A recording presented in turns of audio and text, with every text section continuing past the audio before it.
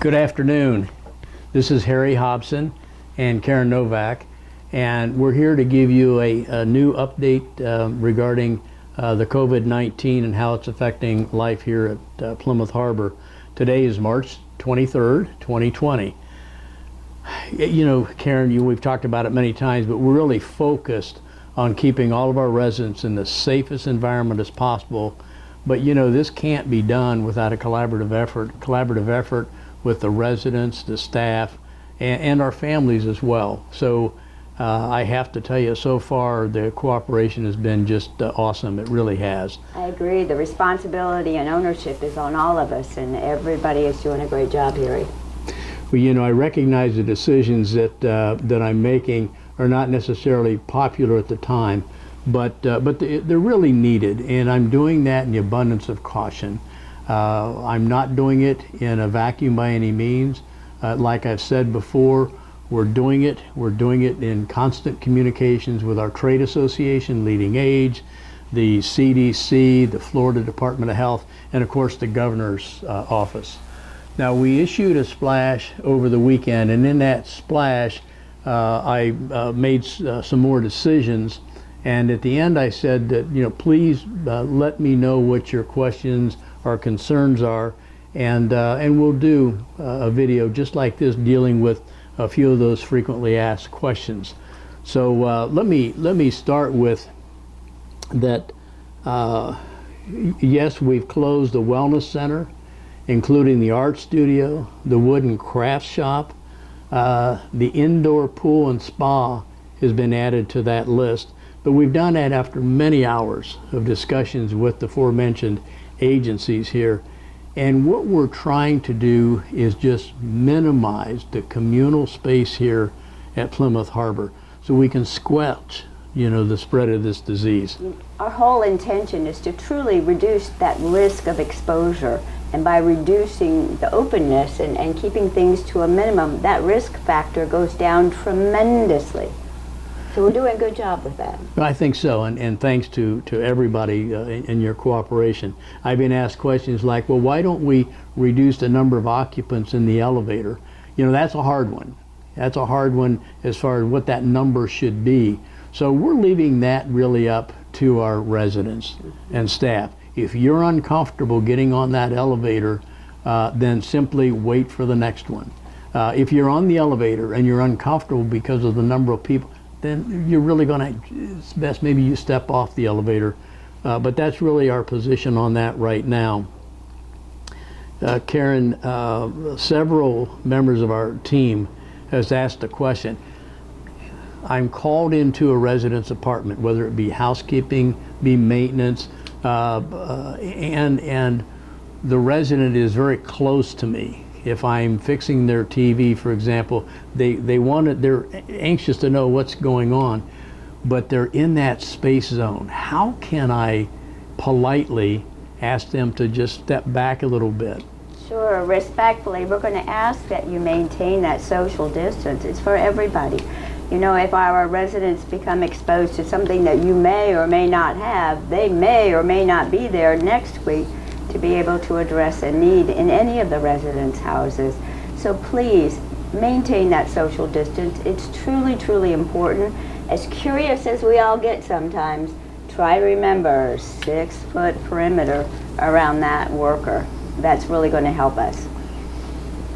I have to say that I've interacted with so many residents in the last few weeks that it seems as though when I see residents, they seem to be backing up more, and I'm convinced that it's because of social spacing, not that they're angry with me. Is that okay to believe that? Absolutely. I would put that one down on a tablet somewhere. Okay. We all like Harry, but still keep your distance. That's right. Well said, well said.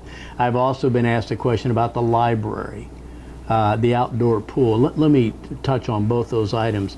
I do plan on meeting with the leadership of the library committee, because that is also a communal space, but I've got some ideas that I think we can do to still keep that spatial area that we want so much, but without closing the library or even limiting the hours. So I'll be doing that in the next few days. And then we are going to be asking our residents not to use the outdoor pool for the time being until we can get more information there as well. Absolutely. You know, there have been some questions too, Harry, about the mail, wanting to know what we're doing about that. And that's right. And it's not the U.S. mail, but it's the mail behind the concierge desk downstairs.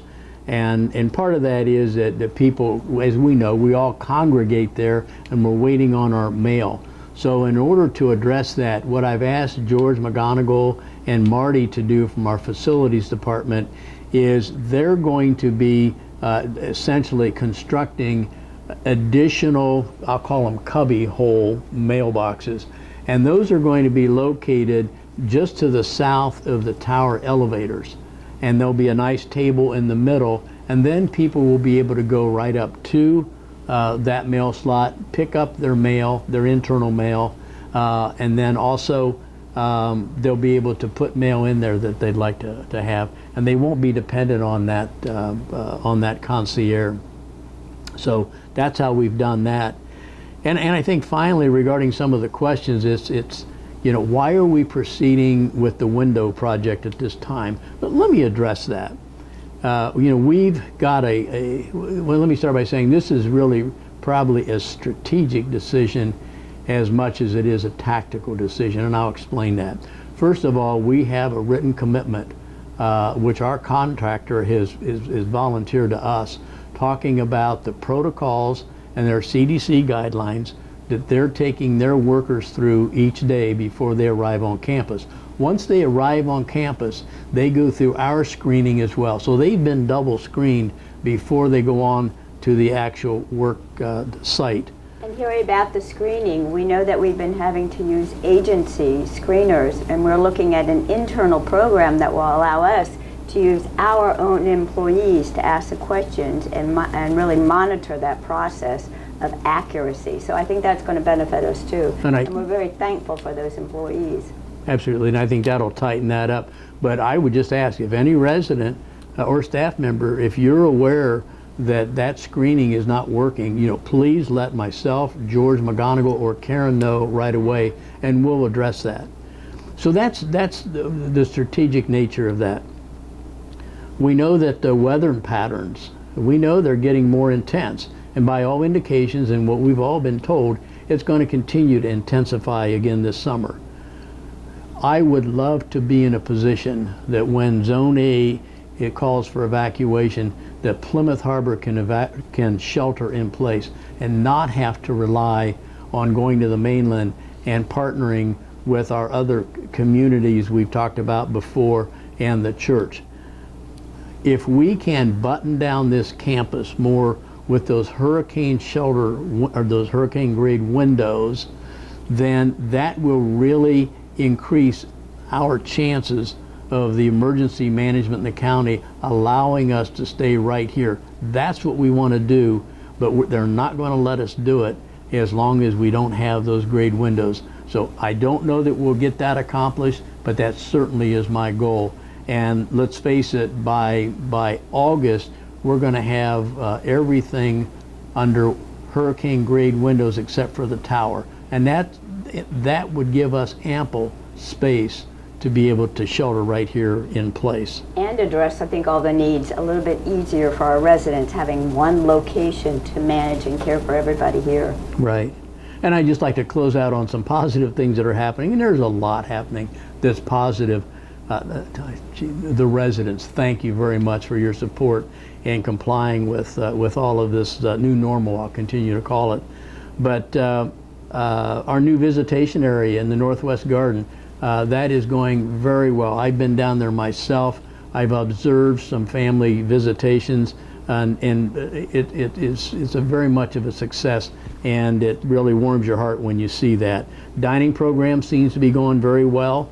Our online grocery ordering, that will probably be one of the major advantages coming out of the COVID-19 when we do.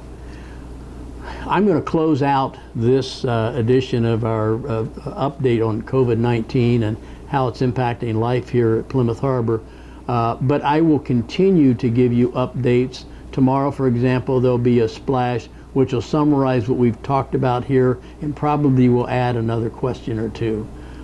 So for now, stay safe and know that we're working for you. Be well. Thank you.